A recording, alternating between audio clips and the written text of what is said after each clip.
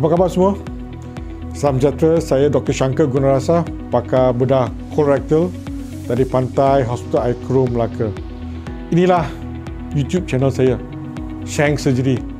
Di sini saya akan berbincang berbagai masalah kesihatan supaya memberi sedikit pengajaran kepada para penonton di Shank Surgery. Pada hari ini, saya ingin berkongsi tentang masalah colorectal cancer atau kanser usus di Malaysia. Saya sebagai seorang pakar bedah kolorektal banyak melihat pesakit-pesakit yang menghadapi masalah ini. Tapi saya ingin menyedarkan para penonton lah, apakah yang anda perlu tahu tentang masalah ini? Apakah puncanya? Tahukah anda, kanser kolorektal ini sebenarnya berpunca dari satu polip yang kecil. Setelah menjalani replikasi untuk 5 ke 7 tahun akan menjadi kanser kolorektal. So, anda tidak akan bangun satu pagi dan terus menghadapi masalah kanser. So, bagaimanakah kita boleh menangkap atau lebih baik menghindarkan masalah kanser kolorektal ini? Untuk pengetahuan para pendengar, Kerajaan Malaysia telah membelanjakan hampir 108 juta untuk merawat kes-kes kanser baru daripada tahap 1 ke tahap keempat. Itu anggaran kos yang tinggi untuk merawat masalah ini. Tapi kalau kita dapat menangkap atau lebih baik menghindarkan masalah ini boleh berlaku, kita dapat mengurangkan kos beban dari segi ekonomi bagi negara kita. Apakah simptom-simptom yang perlu anda memberi perhatian di dalam masalah atau gejala kanser usus atau colorectal cancer? Simptom utama adalah pembuangan najis yang berdarah secara tiba-tiba. Tiba-tiba anda pergi bilik air, nampak pembuangan najis, nampak berdarah. Itulah simptom yang pertama. Pembuangan najis yang berlainan, maknanya tiba-tiba anda sembelit, tiba-tiba anda bercerit. Dan bahasa Inggeris kita panggil altered bowel habits, yang berlaku untuk jangka masa panjang, mungkin 2 minggu atau sebulan. Itu faktor yang kedua. Berat badan yang menurun secara tiba-tiba, walaupun anda makan, berat badan menurun. Pakai baju semua longgar. Itu faktor ketiga. Berasa macam pembekakan atau lump di dalam abdomen. Itu faktor yang keempat. Yang kelima, tidak kepuasan bila membuang najis. Anda pergi ke bilik air, anda rasa nak buang najis tapi tak puas, rasa nak pergi sekali lagi. Dan bahasa Inggeris nama tenesmus. Inilah faktor-faktor yang anda perlu memberi perhatian.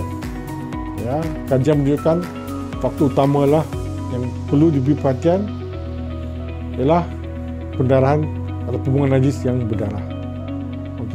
Dan juga altered bowel habits, maknanya perubahan dalam pembuangan najis. Tiba-tiba anda sembelit, tiba-tiba mencerit dan jangka masa 2 minggu. Anda mungkin tertanya-tanya, apakah faktor yang boleh menyebabkan seseorang itu mendapat gejala atau masalah kanser kolorektal? Faktor utama yang perlu diberi perhatian diet kita. Diet memainkan peranan utama lah dalam masalah kanser kolorektal ini. Jika diet adalah pemakanan yang kurang berserat, kurang berfiber, makanan yang banyak pengawet atau preservatif, ini akan memberi kesan yang buruk di lapisan usus kita, akan menyebabkan keradangan, banyak inflamasi, dan akan siasa akan mengalami perubahan, dan anda akan mendapat masalah kanser kolorektal disebabkan cara pemakanan kita yang tidak sihat. Yang kedua, faktor keturunan memainkan peranan yang utama juga untuk masalah colorectal cancer. Begitu juga dengan kanser payudara. Masalah keturunan. Siapa di dalam keluarga atau mak, ayah, nenek moyang kita ada masalah kanser colorectal, maknanya anda perlu menjalani ujian saringan. Ujian saringan memang mustahak bagi sesiapa dalam keluarga yang ada perhubungan darah atau keturunan yang ada masalah kanser usus ni, perlu menjalani ujian saringan. Itu yang paling mustahak. diet dan juga faktor keturunan. Okey. Faktor-faktor yang lain seperti merokok, ada satu faktor yang boleh menyebabkan anda dapat masalah kanser kotor ni. Okey. Pesakit yang ada kencing manis atau masalah obesiti, ini juga faktor-faktor yang boleh menyumbang kepada masalah atau gejala kanser kotor ni. Okey. Inilah faktor-faktor yang perlu anda beri perhatian. So, amalkan diet yang sihat, bersenam, janganlah merokok. Okey. Itulah faktor-faktor utama yang boleh menyumbang untuk anda mengalami masalah kanser korektor. So, anda mungkin akan tertanya juga, bila anda ada masalah ni, apakah doktor akan lakukan? Ya? Apakah ujian yang perlu anda lakukan?